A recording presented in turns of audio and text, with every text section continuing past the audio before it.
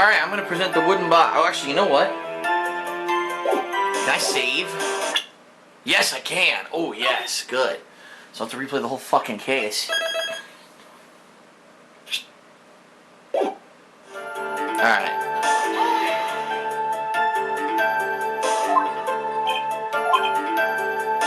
What happened? Alright. Here we go, same thing. Blah, blah, blah, blah.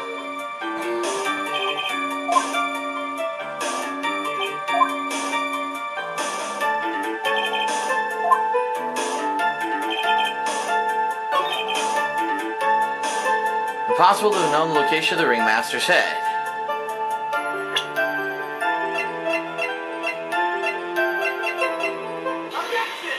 The music stopped.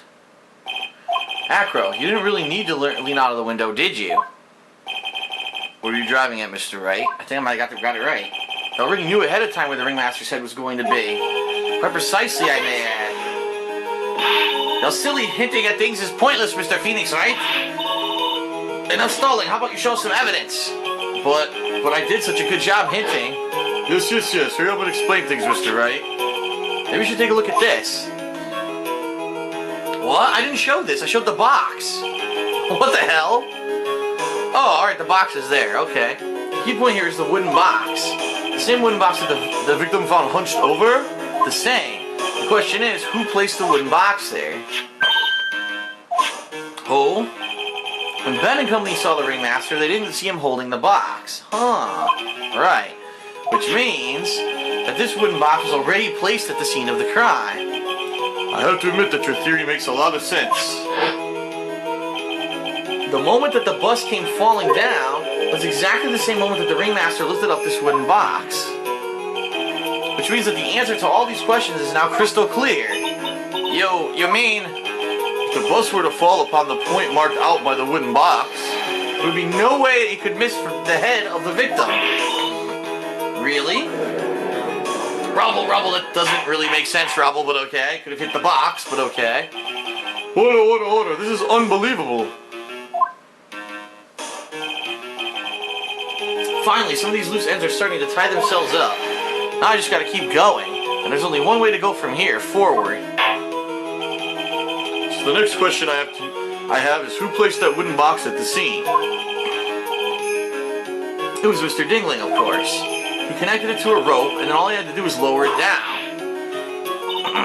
Allow me to whip some sense into you, Mr. Phoenix Wright.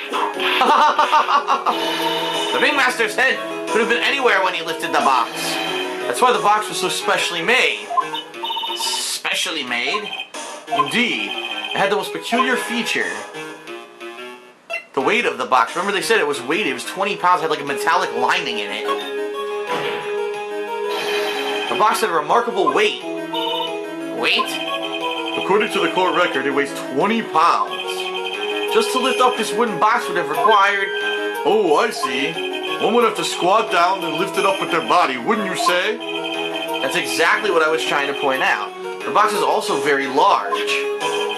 The box also has carrying handles on either side, doesn't it? That is correct. To lift up the box, you have to squat down. Which means that no matter who you are, your head would be in approximately the same place. Fool. Blah, blah, blah, blah, blah. He kisses the hummingbird. Does she even bother to listen to me anymore? I've heard what you had to say. I must admit, I'm shocked at your imaginative skills. You did drop it? Did you drop the bus onto the ringmaster? What are you talking about? Even if I wanted to do such a thing, I couldn't. What? Mr. Wright, do you recall the original location of this bust? Yeah, it was in the cafeteria. Of course I remember. It was on top of the table in the cafeteria. Then what happened to it? I'd like you to remember one important fact, Mr. Wright. I could not possibly leave the lodging house by myself. Ah, that means... You understand what I mean, don't you? I may very well have been able to drop the bus from my room. However, how could I have gotten the bus from the cafeteria to my room? Rubble! That's easy. I know that one right off the top of my head. That's very easy. You'll see, Mr. Phoenix Wright, explain that. Don't forget, you said there was no accomplice. R. Well, I guess technically it wasn't an accomplice per se. It was the monkey, I think. Tell us exactly how the witness could have carried the bust from the cafeteria. Yup, we definitely have a problem here. But this is no place to get perplexed. I've got to get my wits about me and prove how things happen once and for all. Alright, Mr. Wright, let's hear your explanation. How did the witness get the bus from the cafeteria back to his room? The monkey. Just like everything else gets to his room. A monkey? Everyone knows money. He loves shiny objects of any size. For instance, he stole the ventriloquist's ring. So, are you saying the witness had a monkey steal the bust? Of course he didn't order the monkey to steal it. The monkey stole it on his own, and then brought it back home. Home? Money lives in Acro's room. Acro's room? But the bust was bronze, wasn't it? Bronze isn't all that shiny. Ah, maybe you should put the whip down sometimes to read the court record. My, those are some very nice cards he's holding. Yes, and they're made of platinum, which is very shiny. Wow! Acro? Money is a strong monkey, right?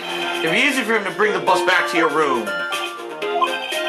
If he wasn't able to handle that himself, I'd be on the market for a new roommate. Rubble, rubble, rubble. Order, order. I said order. Ms. Von Karma? Where's the bust in question at this moment? I don't know. We're searching for it as we speak. This is a strange turn of events. If that monkey did not steal the bust, then what happens to this case? Well, in that event, something else must have been used as the murder weapon. Well, or maybe this bust was the murder weapon, but it was used by accident. That's possible. Maybe Acro saw Money's mountain of stolen goods and thought to use one of them. Anyways, I think we've more than proven one critical fact. Namely, it was entirely possible that Acro was the murderer. Moron! Rubble, rubble, rubble! Show us your tits, Rubble. Oh, sorry. Mr. Wright's argument was so circular, it's still a bit dizzy. However, his argument does hold water. There's no denying that. Oh! Don't seem so flamboozled, especially by this fraud of an attorney. Fraud? You've forgotten the absolute most important thing, Mr. Phoenix Wright. And what is that? You should know. You forgot that your fraud of a magical client was spotted at the scene of the crime. There's no reason to doubt the clown's testimony. That's true. How do you respond to that, Mr. Wright? Nick, don't let her beat you now. I won't. This is my chance to turn this trial around. When the murder occurred, there were two people at the scene of the crime. One was the victim, Russell Berry, and the other was the murderer himself. Answer this and only this, Mr. Phoenix Wright. The clown saw the murderer. Who was it then? I say it's the bust. We think he dropped the bust on him. You saw Max's... Oh! I asked who was the other person Mo saw on the scene. That evidence has nothing to do with the question. Au contraire, mon frère. It does indeed have something to do with the question. Mo said that he saw Max's silhouette. But he did not actually see the man himself. It wasn't a human being that he saw. Rubble, rubble, rubble, rubble. How is that possible? It's simple, really. All I actually saw that night was Max's bust. What are you talking about? Have you tried using your brain at all in this case? The silhouette he saw just happened to be wearing a cloak. There's no reason why you couldn't attach a cloak to the bust. Or a cloak like that could easily get snagged on the bust if they came into contact. Idiot, who in their right mind would put a cloak on a bust? It doesn't matter who put it on the bust. Just wait a minute now, Mr. Wright. Who put the cloak on the bust? That question is of the utmost importance to this case, don't you agree? Don't, you caught me. So let's have it, Mr. Wright. Who put the cloak on the bust? Ben wouldn't have had a reason. Mo wouldn't have had a reason. Acro couldn't have done it. Acro was in his room. Is it going to be that stupid thing that I remember I said the stupid theory that maybe the bust hit Russell and somehow his cloak fell onto the bust? Oh, that's stupid, but at least we have more choice. I'm going to say Russell.